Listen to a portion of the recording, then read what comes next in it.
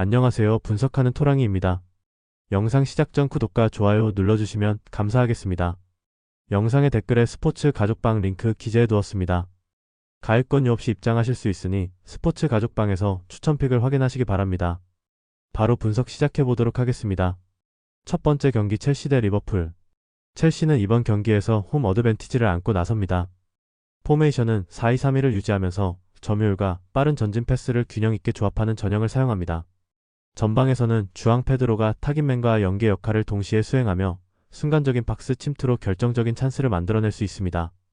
측면의 페드로 네투는 폭발적인 스피드와 드리블 돌파로 상대의 수비 블록을 흔들고 빠른 전환 상황에서 날카로운 크로스로 연결을 시도합니다. 여기에 콜 파머가 하프 스페이스에서 창조적인 패스와 마무리를 겸비하며 전술의 연결 고리로 활약하기 때문에 첼시는 공격에서 다채로운 루트를 만들어낼 수 있습니다. 무엇보다 중요한 점은 첼시가 주중 챔피언스리그를 홈에서 치르며 이동 피로가 전혀 없었다는 것입니다.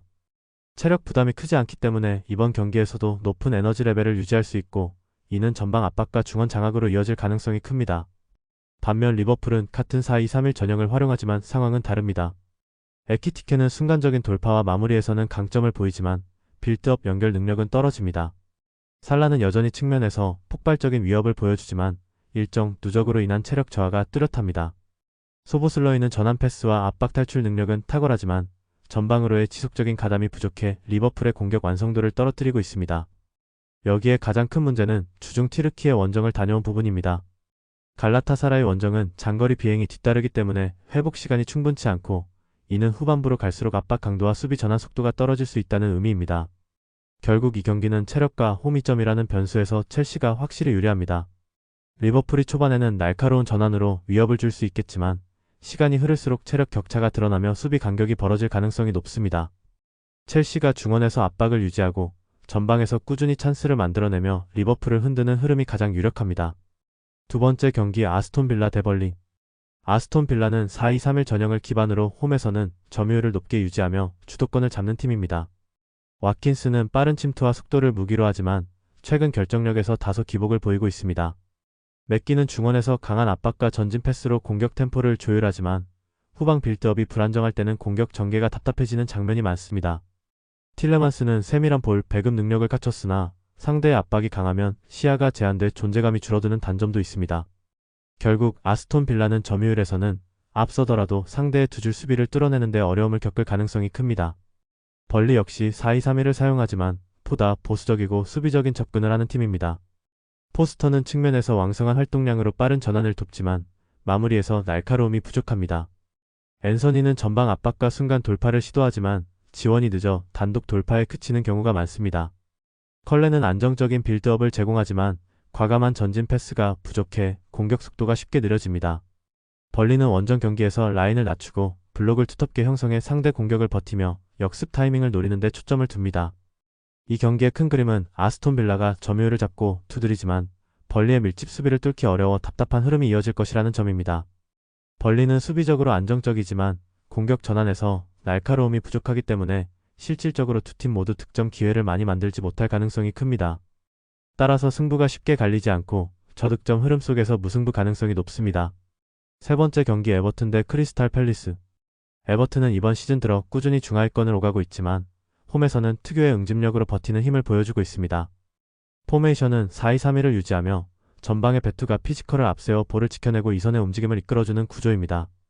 베투는 아직 리그 적응 단계지만 제공권과 포스트 플레이가 안정적이어서 세컨드 볼을 만들어내는 능력이 뛰어납니다. 측면에서는 그릴리시가 핵심입니다. 그는 터치라인을 넓게 사용하며 폭발적인 드리블로 상대 풀백을 흔들고 컷백과 중거리 슛으로 직접 득점 기회를 창출합니다. 다만 공격 전개가 그릴리시 개인 능력에 과도하게 의존한다는 점이 한계입니다. 듀스버리 홀은 중원에서 빠른 전환 패스를 통해 흐름을 바꿔주지만 파트너 미드필더들의 움직임이 제한적이어서 전술적 다양성이 부족합니다. 팰리스는 3-4-3 전형으로 맞섭니다. 최근 경기에서 수비 안정성을 최우선으로 가져가며 실점을 최소화하는 데 집중하고 있습니다. 최전방의 마테타는 제공권과 박스 안 움직임에서 강점을 보이고 이를 바탕으로 세컨드 볼 찬스를 만들어냅니다. 측면에 사르는 빠른 스피드와 저돌적인 돌파를 바탕으로 순간적인 위협을 줄 수 있지만 크로스 정확도가 기복이 크다는 점은 단점입니다. 휴즈는 안정적인 빌드업을 책임지지만 과감성이 부족해 때때로 경기 템포가 느려지기도 합니다. 양팀 모두 최근 5경기에서 득점력이 떨어지고 있습니다. 에버튼은 골 결정력 부족으로 고전하고 있으며 팰리스 역시 수비적으로 안정된 대신 공격 전개가 단조롭습니다. 특히 팰리스는 원정 경기에서 라인을 내리고 버티는 경우가 많아 경기 흐름이 느려지고 저득점 양상으로 이어질 가능성이 큽니다. 에버튼 입장에서는 홈 이점이 있지만 공격 루트가 단조롭고 팰리스는 원정에서 안정성을 추구하기 때문에 양팀 모두 승부를 가를 만큼의 날카로운 공격력을 보여주기 어렵습니다. 결국 이 경기는 득점이 많이 나오지 않는 팽팽한 흐름 속에서 승부가 갈리지 않을 가능성이 높습니다. 네 번째 경기 뉴캐슬 대 노팅엄.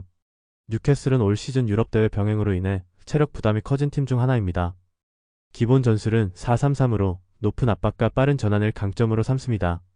좌측의 엘랑가는 폭발적인 스피드와 순간적인 침투로 상대 수비를 흔들며 반스는 하프 스페이스에서 연계와 마무리를 동시에 수행할 수 있는 선수입니다. 중원의 토날리는 볼 배급과 전진 패스에서 빛을 발하지만 최근 일정 누적에 따른 체력 저하가 뚜렷하게 보이고 있습니다. 홈에서는 보통 강한 압박으로 상대를 몰아붙이지만 경기 후반으로 갈수록 압박 강도가 떨어지는 경우가 많습니다. 노팅엄은 4-2-3-1 전형을 사용하며 수비 안정성을 우선으로 합니다. 최전방의 우드는 피지컬을 앞세운 제공권 장악 능력이 뛰어나고 이를 통해 이선의 움직임을 살려줍니다. 측면의 허드슨 오도이는 폭발적인 돌파와 컷백으로 날카로운 찬스를 만들 수 있고 깁스 화이트는 창의적인 패스로 팀 공격의 핵심 역할을 맡습니다. 하지만 노팅엄 역시 최근 유럽 대회를 병행하면서 체력적 소모가 컸고 원정 경기에서는 공격 전개가 다소 무뎌지는 단점이 있습니다. 이 경기의 포인트는 체력 문제와 경기 운영 능력입니다.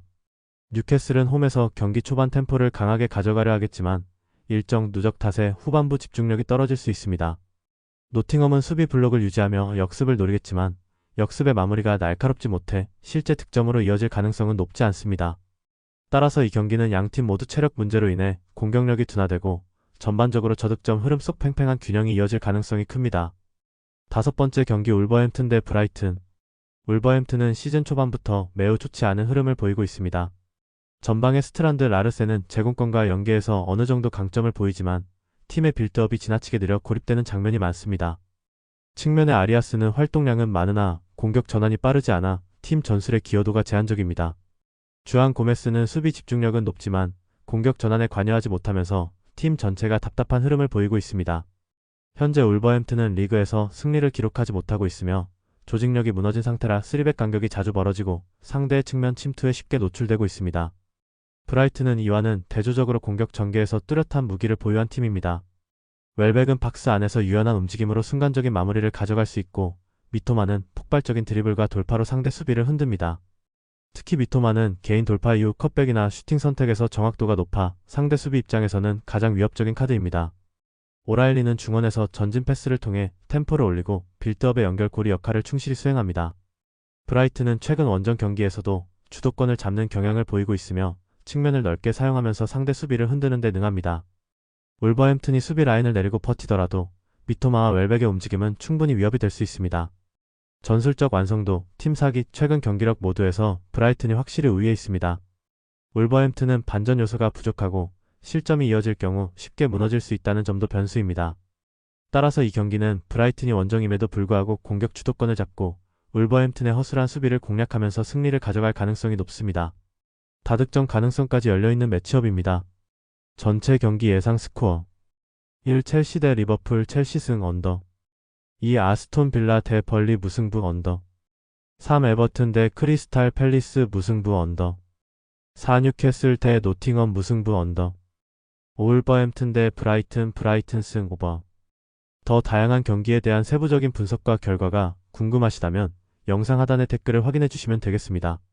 모든 경기에 대한 분석에는 100%는 없습니다.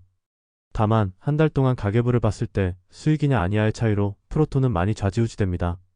제가 매일 척중할 수 없겠지만 최대한 척중하기 위해 노력하고 있으니 이 점을 이해해 주시면 너무 감사하겠습니다.